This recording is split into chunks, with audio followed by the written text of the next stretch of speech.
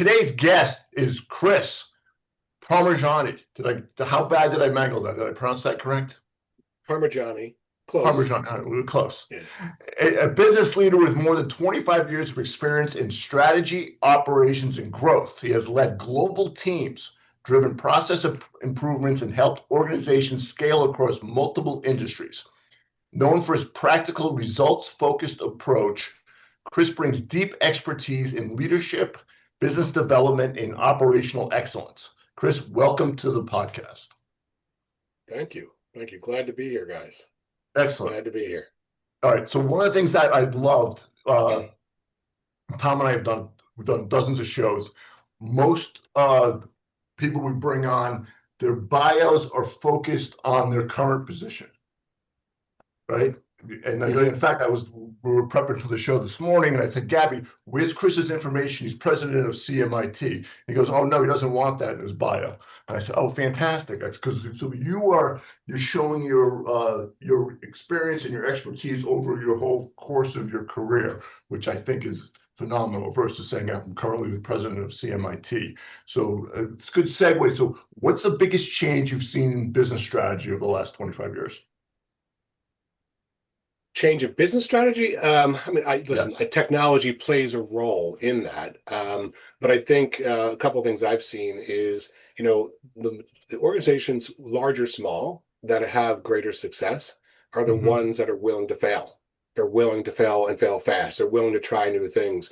When I was at T. Rowe Price and we were talking about process improvement, it was originally just like we were doing some baseline classes. And, that's when I went to the management and said, why don't we actually do it? Let's stop dancing around and let's actually do it. Let's try to improve what we've been doing for 100 plus years already, or 80 some years, whatever it may be. And let's figure this out now and figure out the way to do it better. There was the conversation around that, some of the conversations around that were like, well, we've been doing it this way for a long time. It's like, yes, that's true. It's the same logic. If you've never been to the dentist, they're going to find something that needs to be done. And if you've never looked at your business process, it's just evolved over time and you do it because it's the because process, there's definitely value and there's always riddled with opportunity. And so I think the companies that look at their process, look at what they're doing, how they engage in all facets, all facets of their business are the ones that are going to strive. And I think strategically, those are the ones look at the Amazons of the world. They pay attention to the client, the customer experience. You say something and they say, well, if you like this, you like this. That's just good strategy. That's listening to the voice of the client and using data to enrich the experience. Chris, you and I have had this conversation multiple times, and look, you've been an entrepreneur, and so have I. I'm going on 27 years now of being an entrepreneur. I've had multiple different businesses, and I can't remember a single time where technology is moving at this speed. For the normal small business owner, it's scary, man. Like, right? Like, I mean, it's very difficult to understand what you should be paying attention to, what you shouldn't, where you should actually be focusing your resources or not. Do you have any words of wisdom with regard to the normal small business owner in trying to dissect that challenge today? And I can only see it getting worse. Yeah, I would agree. I say this in most calls I'm on. IT is not something to be done off the side of your desk anymore. It is a full-time job. It is not. And I think if you look around in the landscape of who we all talk to when we're networking, right? How many fractionals do you meet?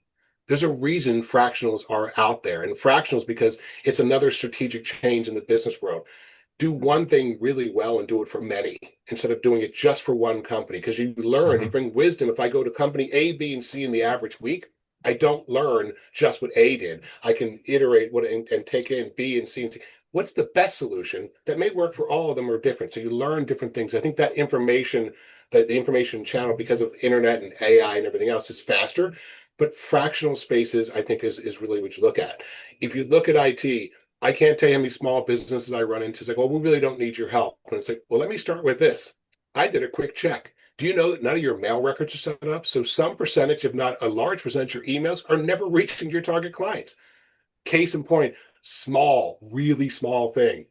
But it's a blocking and tackling when it comes to business. If email is your main way of communicating, and you're sending emails to Adam and he's getting none of them, or he has to go through a quarantine, that's a reputational risk. Because if you're asking him to trust you and do business, like, well, why would Adam trust you? You don't even know how to set up your own email. And you're asking for him to give you business of money or some other value.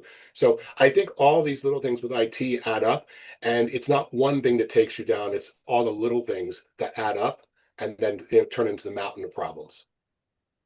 I love the way of looking at that. And that shift here has been like crazy from like it hasn't been where like we go back even like a quarter of a century, right? Like technology was great to leverage, you know what I mean? But not completely necessary. So it was kind of like a dessert for most like small businesses. Well, nowadays it's not even in the food category. Technology is literally oxygen because if it gets cut off, nothing else exists. No business that I know today in the small business world, especially in white collar professional services or technology field, like you don't exist if your technology shuts down. So I'm gonna like push on you once again for this one, and that is like because technology is so important, even on the small things for small businesses. How does the small business owner look at technology? Because I think that there's still a big misnomer of saying, I really don't need fractional CIO, CTO. I don't need outsourced IT. I can kind of call it break fix. And that's a mistake. Is that incorrect? Yeah, Tom, in my world, break fix doesn't exist. I don't do break fix. I've taken a number of calls over the 6+ years that I've been in business. I've answered 4 of them and done something with them. Every other Mm, one I refer out. I don't do break fix for a host of reasons. One, and fundamentally, most importantly, I'm a process improvement expert. People that mm. do break fix do not care about the root cause. I'm not looking to bring duct tape and No, bubble gum they're and be there to fix the MacGyver. problem. Like, oh my God, now I have a problem. I need to Yeah. call somebody. Right. Put the fire out. And what I want to say Right. is, well, why did the fire start in the first place? Like Yeah. that's a better business question for the person to answer. And and Tom, I 100% agree with you. Again, another thing I say quite frequently when I'm out meeting people is IT is the most critical business process every business runs. And I always add the caveat, whether you like it or not, there's only 2 things more important in the world of business on top of IT. It's air and energy. And then it's IT. And I've been challenged. Well, this person does it. Every person that is in business uses it, including the landscaper who just has a cell phone that's scheduling. That's still a computer that can still be hacked. That's it. So there's, if you look at it from the perspective of everything we do now has a dependency on technology. And then you look at what people do for a living, and it's amazing how many business owners I speak to who says, "Well, I don't need this because no one's going to hit me." Okay, well, first of all, you misunderstand the entire principle of data governance. It's not even your data. My files, no one cares about my email saying, "Dear Adam, I think I should be your provider." What they want to know is, you have Tom as your client. What do we know about Tom? Tell us about his system. What can I learn about his credit card? All that information where I'm the data steward. And so at times when I'm out talking to people in public and says, "Well, no one cares, no one cares," I always have to bite my tongue because what I want to say is, well, no one cares less than you, which is the biggest problem you're going to face. And then when you get caught, because you will get caught, how are you going to explain that to your clients? Well, Adam, no one cared about me. So that I don't know how I got hit, Adam, but I got hit. And everything I owned of yours, Adam, is now public knowledge. But no one was going to hit me. It was never going to happen. That's why I did nothing. In today's world, you'd be laughed out. You'd be out of business, first of all, but you'd be laughed out of any business conversations. Like, you chose to be ignorant. You chose to ignore the facts in front of you. And Yeah. it's something that has to be addressed. Adam, wouldn't you say that the majority of conversations that we've had, and then we'll ask Chris about his take on this, but Adam and I have had multiple conversations that I think that there is like a real issue, like especially even post pandemic, which is like really alarming because of the reliance on technology. You would think it would go the other way, but still, Adam, right? $10 million and less for ARR, these small business space, you know what I mean? All the way down to startup and solopreneur like are completely overlooking the fact that a paid resource, dedicated resource to IT is actually important. In other words, they forego actually having somebody. Can you recall like having multiple conversations between you and I, Adam, right? Of people Yeah, that they like just the business owners feel like, oh, this isn't this is exactly what Chris said. They're not going to hit me. I'm not important. I don't need this. This is it. Right. I don't need this expense on my P&L.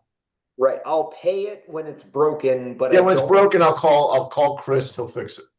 That's right. Right. It's Well, I it's a won't. I won't, Adam. In that You scenario, I won't fix wouldn't. it. You tell him to go somewhere else. I'd give them a number of somebody else, but yes, I agree. They'll call someone, just not me. Yeah. What's So, amazing Chris, is the. here's the question I Go ahead. want to ask you. The question I want to ask you is this. The reason why Adam and I dissected this thing, and the reason why people choose that route, again, 10 million or less, a lot of people foregoing the payment investment towards like what you do, is they truly believe it's unaccessible. And the second thing is they deprioritize the importance of IT. First of all, let's look at like accessible, the price range to like actually service somebody that is a solo through like a reasonable like $10 million company. Let's talk about pricing and accessibility. I would say that like based off of what I've my conversations with you, it is very accessible, far more accessible for their payment scales than people think, correct? 100%. 100%. The way I built my business is built on sound process. Sound process. So I close every ticket that comes into my help desk every single day because I'm the Yeah. kind of owner, and as a process, I want to look at it and says, why did you call? And can I stop you from calling? Not that I don't want to talk to you. I love talking to my clients, but I appreciate if you're calling the help desk, you're not calling to talk to us. You're calling because something has stopped your business. Yeah. My role is to make sure your business keeps running. And so we look for trends, we look for things like that. We do proactive care. But if you do it correctly, your costs stay low because I'm not sending guys out all over the state, all over the country to go on site to people because we've mastered the remote first strategy and we take care of most things.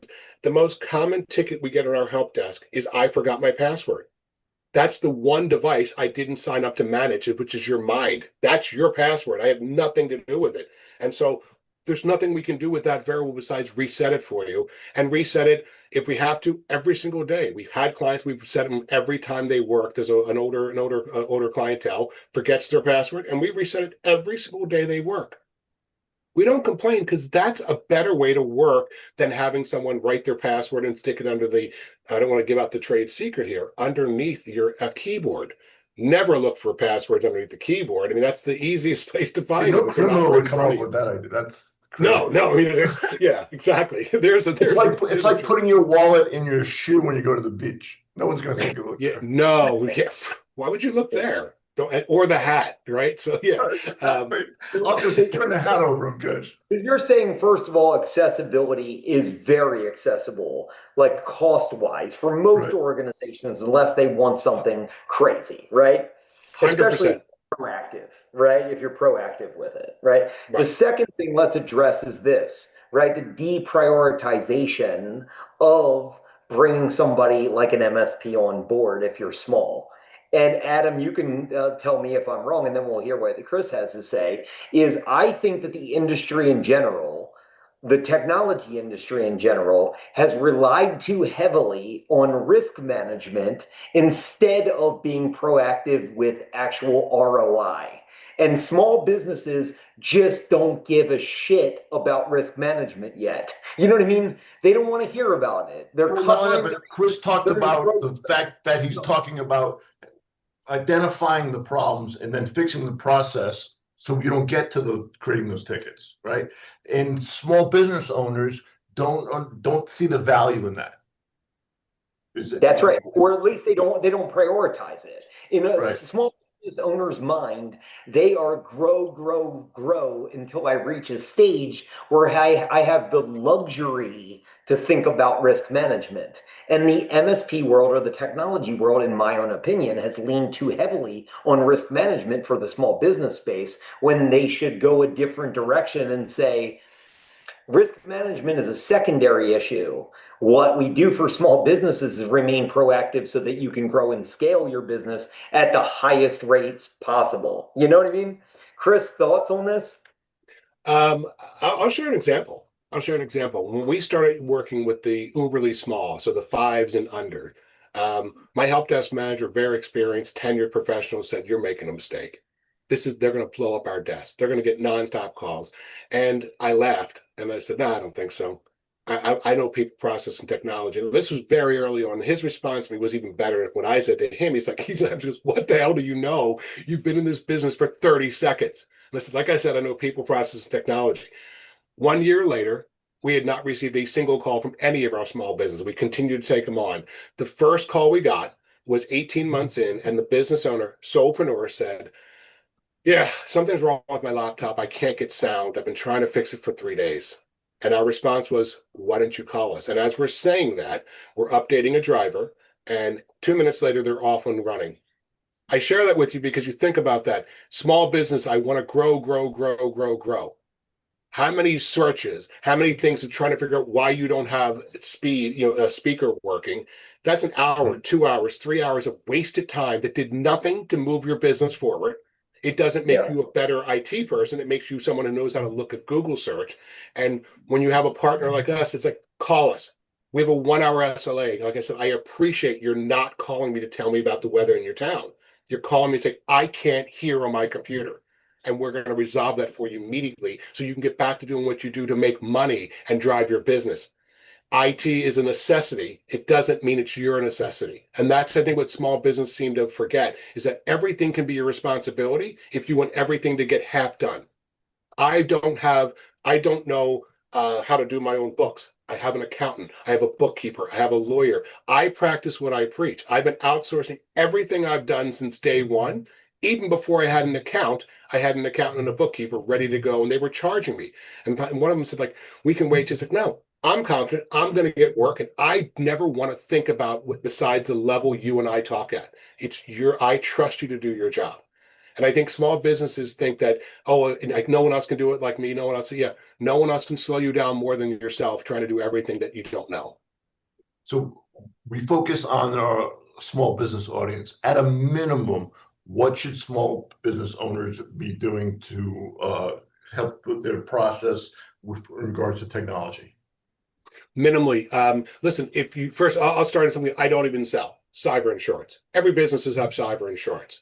But to get cyber insurance and to get it, with good faith, they're going to ask you questions. Questionnaires used to be a page long. I've seen them now. I've heard of them being 80, 90 pages. Some of my clients have gone from 1 page in 2020 to 11 pages in 2025. So what the questions are, some of the most basic questions. Do you patch? Well, I can't tell how many business owners will tell me, yeah, I went blue screen. Well, you know why you went blue screen? Because you're so far behind in patches, your computer took control finally and said, I'm going to at least get one of the 7 that are waiting onboarded. So it's, having something that's professionally patching, having monitoring. We monitor all of our computers we manage, have a 24/7 security operations center. It is a real-time detection and remediation. It's not good enough to say that McAfee told me that, hey, Tom, your credentials appeared on the dark web. We have already proven this with a client. We got our alert 7 minutes after it posted onto the dark web. We knew that their credentials were out. That client was fairly new. It still had a McAfee on their desktop. 3.5 weeks later, they were told the same thing by McAfee. Think about that. In 3.5 weeks, how many credit cards could I have gotten? How many things could I have done? It needs to be instant. If your computer gets hit, you have less than 10 minutes to protect your entire network. I was just in a call right before this call, and someone said, but I work from home. And I said, yes, you do.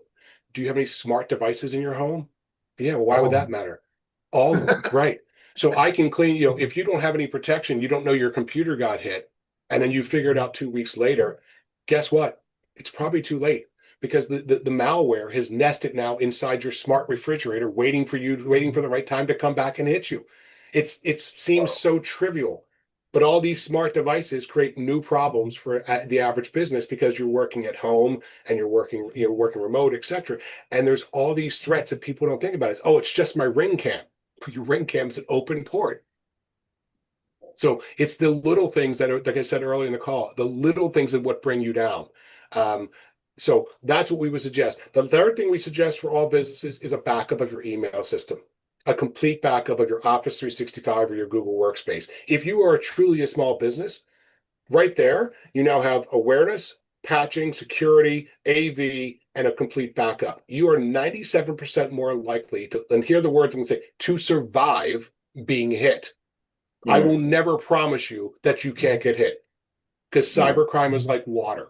It will continuously try to find a way in, and you can have a French drain, you can have everything, but you still need to do maintenance on your property, or those things fail too.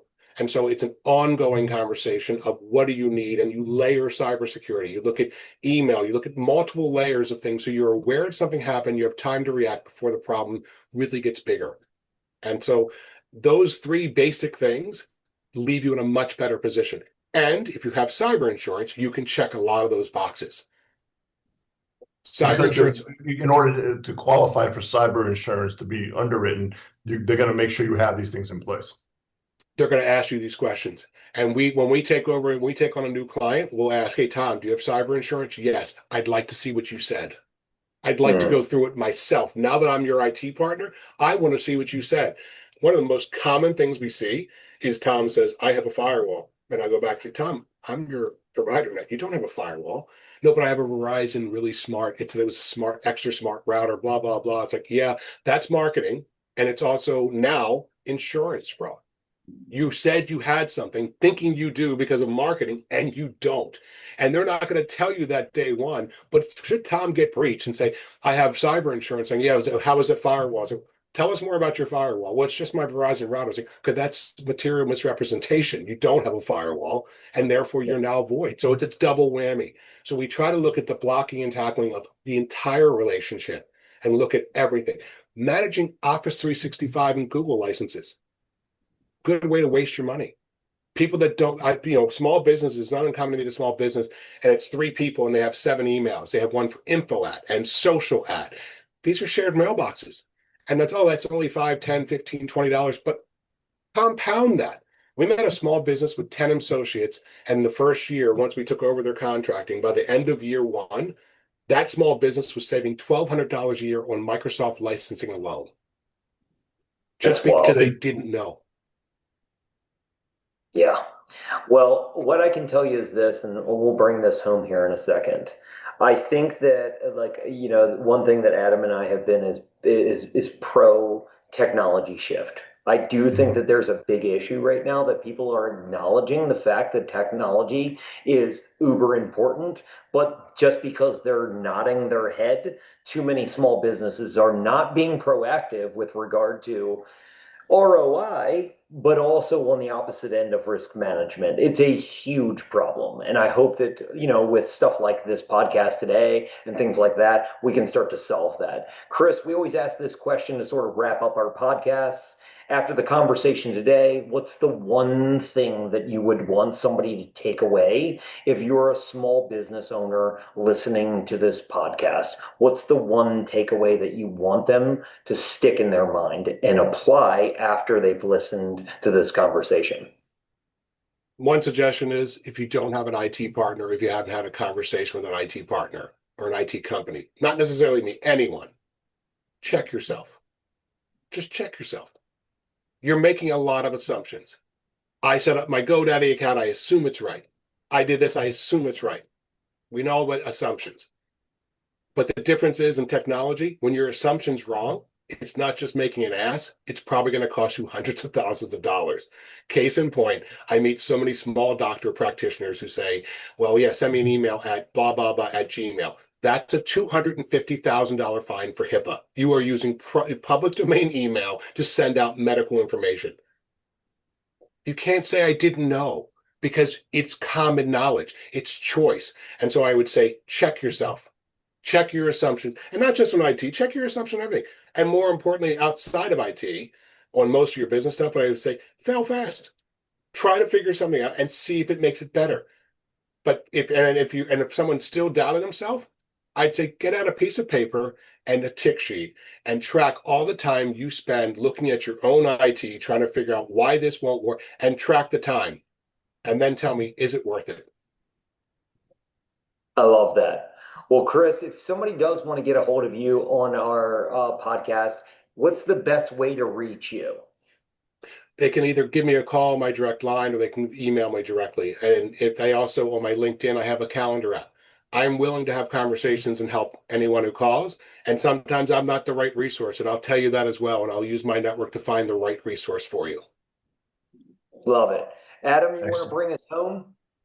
This has been fantastic, Chris. Thank you so much. I know, again, I express my gratitude for you hanging out with Tom for a half hour. I tell all my guests this. It's a heavy burden, and I really appreciate it. So thank you for being here. Yeah, Adam, the struggle was real. It was. Tom and Adam, great to see you guys. Thanks so much for having me. You too.